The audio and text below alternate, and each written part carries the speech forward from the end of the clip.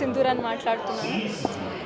ఇవాళ పల్లె ఉమా గారి 6వ వర్ధంతి సందర్భంగా ఇక్కడికి వచ్చేసిన అశేష జనవాహినికి పేరు పేరున నమస్కారాలు.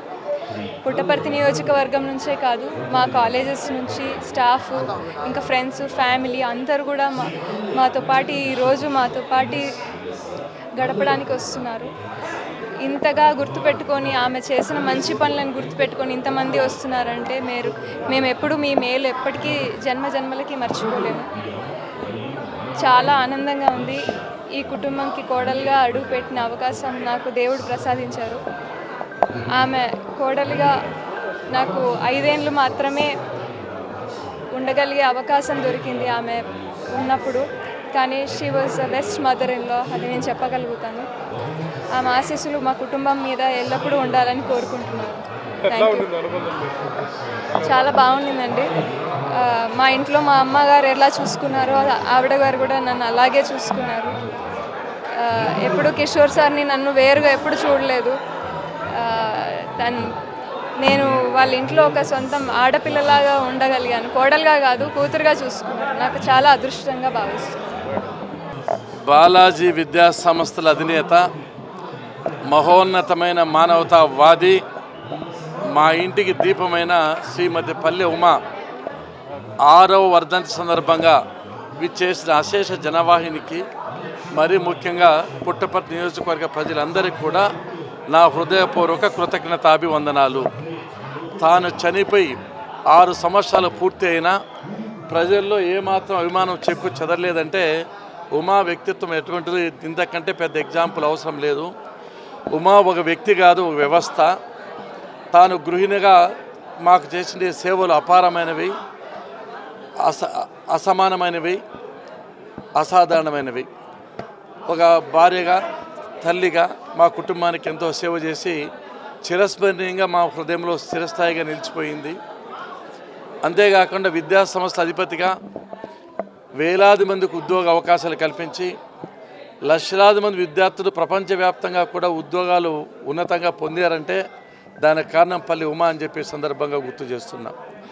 అంతేకాకుండా ఎవరు చనిపోయినా, యాక్సిడెంట్ అయినా, ఇల్లు కాలిపోయినా, హాస్పిటల్లో ఉన్నా ఆ నియోజకవర్గ ప్రజలకు తాను ఉన్నానని ఒక తల్లిగా ఆదుకొని అందరి అభిమానాన్ని సంపాదించుకుంది. అంతేకాకుండా ఎవరైనా బోర్ లేదన్నా, పిల్లలు చదువుకోవాలన్నా, ఏ కష్టం వచ్చినా తాను అంటూ తీర్చేది. సామాజిక సేవ చేయడంలో ఉమాకు ఉమాసాటి. అనాథ శరణాలకు కానీ, పేదలకు కానీ సాయం చేయడంలో చాలా ముందుండేది. అంతేకాకుండా రాజకీయాల్లో కూడా నేను ఇన్నిసార్లు ఎమ్మెల్యేగా, ఎమ్మెల్సీగా, విప్గా, చీఫ్ విప్గా, మంత్రిగా అయ్యేదానికి కారణం వెనక తానుండి ప్రోత్సహించడమే. అందులో సందేహం ఏమీ లేదు. తానున్నాను కాబట్టి ఈ స్థాయికి రాగలిగానని చెప్పి నేను నమ్ముతున్నాను. సాధారణంగా ఏ లక్ష్య బతుకో ఒక ఇటువంటి వ్యక్తి పుడతారు. ఆమె నాకు భారీగా లభించిన పూర్వజన సుకృతం, నా అదృష్టంగా భావిస్తున్నా. అంతేకాకుండా రాజకీయాల్లో కూడా సర్పంచ్ ఎన్నికలు కానీ, ఎంపీటీసీ కానీ, జడ్పీటీసీ ఎన్నికలు కానీ, మున్సిపల్ ఎన్నికలు కానీ, ఎమ్మెల్యే ఎన్నికలు, ఎంపీ ఎన్నికలకు కానీ తానే ముందరుండి ప్రచారం చేసి మా అందరి విజయానికి ఎంతో కారణభూతమైంది. అటువంటి వ్యక్తి లేని లోటు ఎవరూ తీర్చలేరు. ఈ రోజున ఈ స్థాయిలో మేము ఉన్నామంటే ఉమా దీనికి ముఖ్యమైన కారణం. నేను భగవంతుని కోరుకున్నది ఒకటే, ఎన్ని జన్మలెత్తినటువంటి వ్యక్తి మా కుటుంబంలో మళ్ళీ రావాలి.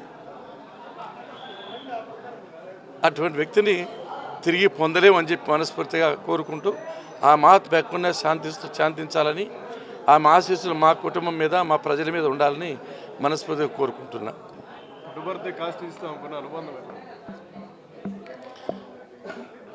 ప్రజల్లో ఉమాకుండే ప్రత్యేకమైన స్థానం నాకు తెలిసి ఎవరికి ఉండదు. కారణం ఏమంటే అతి సన్నిహితంగా ప్రతి ఒక్క కార్యక్రమంలో పాల్గొనింది.